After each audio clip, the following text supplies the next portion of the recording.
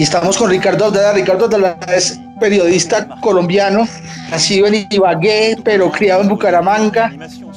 Fue corresponsal del Espectador mucho tiempo y ahora está con Al Jazeera desde hace 5 años. Desde su blog en El Espectador está haciendo un diario de la cuarentena que, si la humanidad sigue y la industria editorial no quiebra por completo, la vamos a ver convertida en libro. Ricardo nos va a contar desde su casa en París, en medio de una gripa espantosa que tiene, cómo se vive esta coyuntura ya en París. Hola, Ricardo. Bueno, dos cosas, no es gripa, para no asustarlos, es alergia. Entonces siempre por esta época del año, como hay mucho polen en el aire, bueno, se me tapa un poco la nariz, se me pone un poco rojo los ojos, pero bueno, no es más, no es realmente gripa. Pero sí es verdad que uno siempre está como asustado, como pensando, hijo de madre, ¿será que ahora sí me dio? Porque bueno, por la noche siempre se respira un poco más difícil, pero bueno, no es una cosa, no es la primera vez que me pasa, entonces no me asusta tanto. Y lo del blog, yo no sé si se dé para libro, ¿no? Yo pienso que no necesariamente lo que uno escribe ahí como en el calor de lo que está pasando, yo creo que son cosas que son válidas hoy, y tal vez en 2 meses o 3 meses, dependiendo de cómo evolucione la cosa o cómo salgamos de esto, pues tal vez ya no van a ser más válidas, ¿no? Yo creo que es una cosa, tiene ocasiones de periódico, de diario, como para leerlo el día, y yo no sé si después eso va a ser realmente interesante, ¿no? Pero bueno, pues que digamos que queda como, tal vez podría ser la base de otra cosa, o queda como un ejercicio. Yo tampoco tengo otra aspiración más grande que esa. Entonces, bueno, vamos a decir como por centrar la cosa, que llevamos 2 semanas. 2 semanas es un punto importante porque es el tiempo que, según las personas que han estado analizando esta pandemia, es el tiempo en el que las medidas de confinamiento pueden empezar a ser evaluadas. Es el tiempo en que la tasa de nuevos contagios y la tasa de muertos deberían empezar a bajar. En Italia, el pico de la epidemia fue a los 11 días del confinamiento, para el número máximo de contagios. En París llevamos 14 días y lo que esperamos, o lo que está pasando, es que el número de muertos y de nuevos contagios todavía está aumentando. Entonces, mientras que en Italia más o menos desde hace una semana se ve que sigue habiendo todavía muchos nuevos casos y muchos muertos, estamos todavía hablando de alrededor de 4.500 casos nuevos y 700, 800 muertos por día, que es un montón. Digamos que se ha estabilizado, es decir, no siguió creciendo.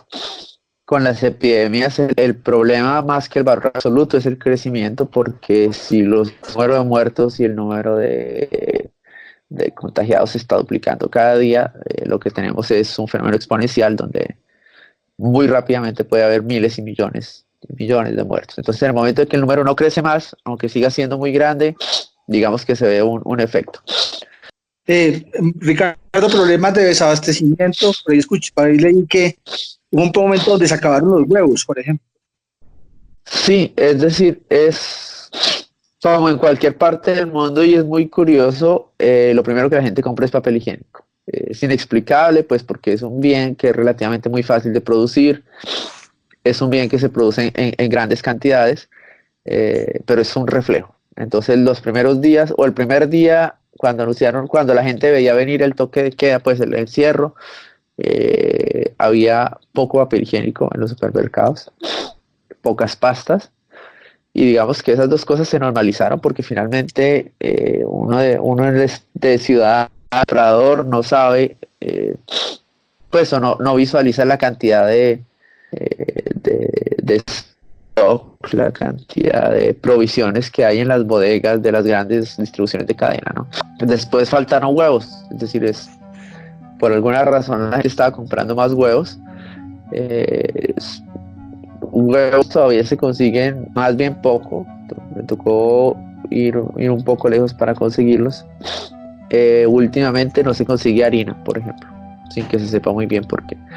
Pero en general son problemas puntuales, ¿no? El papel higiénico ya volvió, las pastas ya volvieron, entonces son como problemas de olas, ¿no? La gente tal vez se enloqueció a hacer ponqué en la casa y pan en la casa, entonces por eso faltan huevos y harina, pero bueno, son problemas puntuales, ¿no? La distribución en general no, es decir, se ve un poco menos, se ve un poco más caótico los supermercados porque falta personal, porque digamos los flujos de compra y venta están alterados, pero bueno, no, tampoco ha faltado nada. ¿La cuarentena es estricta, Ricardo? Acá la gente, hay ciudades como Ibagué que están llenas de gente en la calle. La cuarentena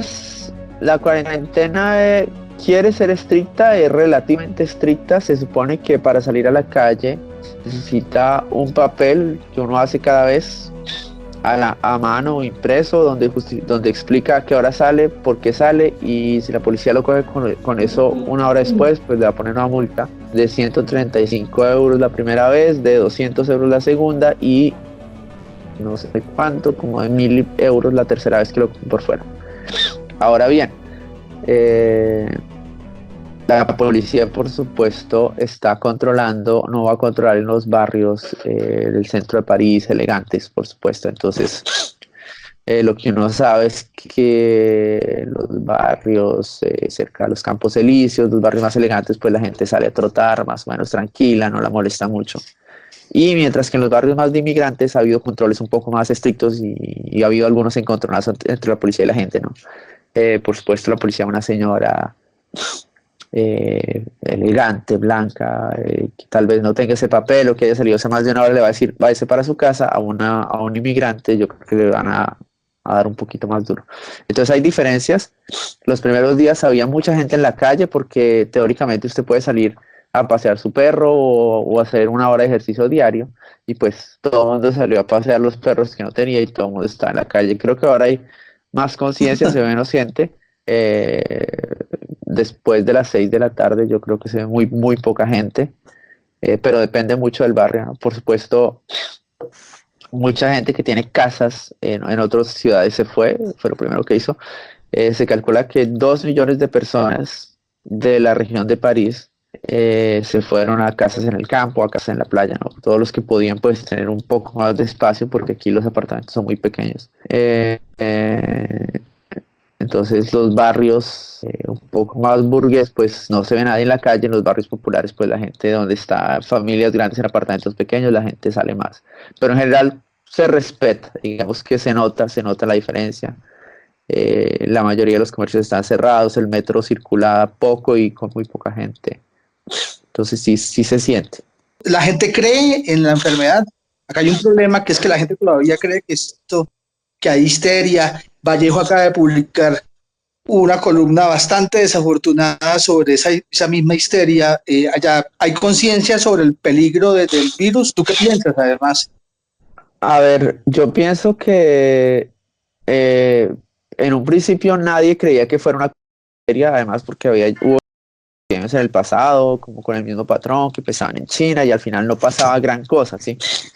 Y todo el mundo empezó como con eso en la cabeza. Yo creo que en enero la gente estaba muy tranquila y se fue asustando poco a poco. Ahora,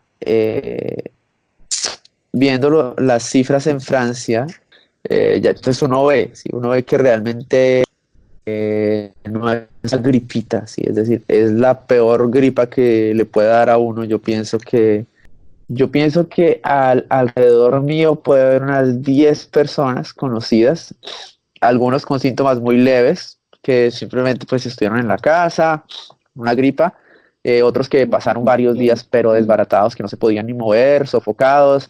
Además, no hay ninguna posibilidad de ir al hospital, a no ser que usted esté muriendo literalmente. Entonces, la gente empieza a darse cuenta, pues, por sí mismos o por su entorno, que es serio, sí, es decir, es cierto, no se va a morir todo el mundo. Es cierto que a pesar de que ha habido víctimas jóvenes, la mayoría de personas son gente que tiene otras enfermedades, y sin embargo uno no quiere que se muera gente que tiene otras enfermedades o que se mueran los viejos, y uno no quiere pasar por eso. O sea, nadie quiere un paso por una unidad de cuidados intensivos Nadie quiere estar encerrado 15 días en la casa con fiebre, con dolor de piernas y sintiendo sobre todo que le falta el aire. Entonces, ahora hay mucha conciencia, ¿no? Por supuesto, hay gente que dice, hay ese otro enfoque que es, bueno, si la gente se va a morir, al menos trabajemos y que no nos falte la plata, ¿no? Que es el enfoque que se intentó en Inglaterra, que fue un poco el enfoque americano al principio, pero ya viendo la cosa es serio, es decir, señor. No, y que ha sido un desastre, pues. En Francia, digamos, la gente cree o considera que se perdió una semana por lo menos porque teníamos la primera vuelta de las elecciones municipales. El gobierno insistió en no encerrar a la gente hasta la primera vuelta. Y eso fueron días preciosos. O sea, si se hubiera tomado la decisión antes, seguro ya estaríamos, por lo menos no veríamos los casos aumentar y los casos siguen. Entonces yo pienso que ahora la gente lo toma más en serio.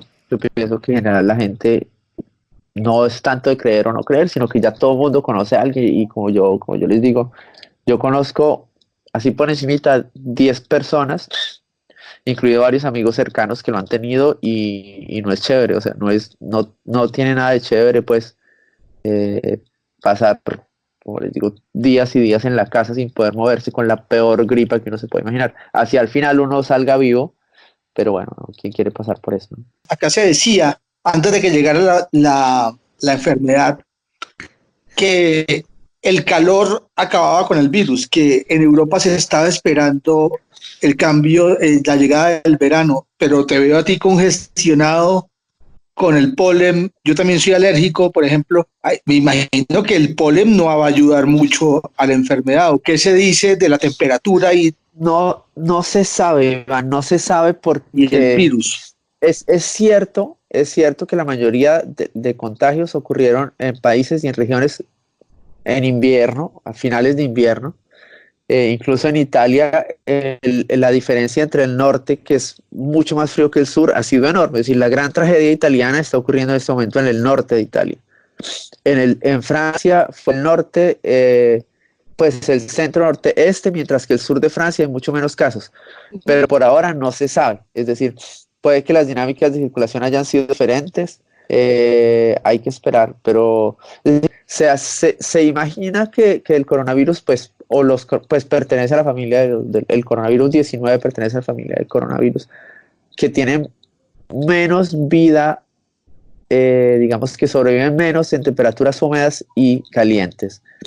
Menos no quiere decir que no sobrevivan, es decir, puede que el contagio sea menor, pero la enfermedad sigue existiendo, ¿no?